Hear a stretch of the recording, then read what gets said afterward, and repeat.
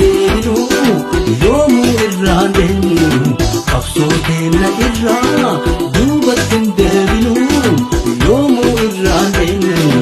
hanga bilisummaa keenya galmaan geennu keenya bakkaan geennu qabsoo keenya irraa duubatti deebinu yoomu irraan deemnu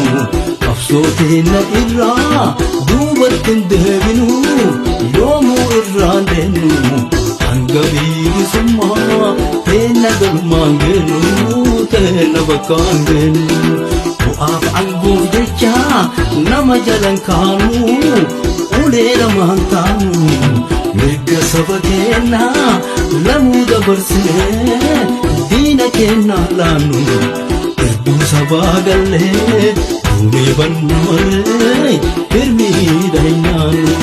waadaa sabaa gallee duunee bannu malee hirmiidha hin nyaannu.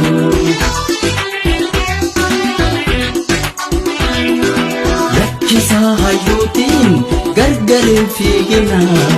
lakkisaa beekunnis aangoo hin xiixina dhiiga ummataati dhaabate abaan nu jalaan diigina lubbuun goota meeqa irratti hobba'e dhiigni sababannaa itti dhangala'e lafeen ummataati dhaabatee as ga'ee lafiin goototaa sun isin haa waraantu yoo ka diigan ta'e lafeen ummataa sun isin haa waraantu yoo ka diigan ta'e yaa warra Oromoo raasatti facaase halagaan wal ta'e suura waliin ka'ee harka waliin dha'e yaa warra Oromoo raasatti facaase halagaan wal ta'e suura waliin ka'ee harka waliin dha'e.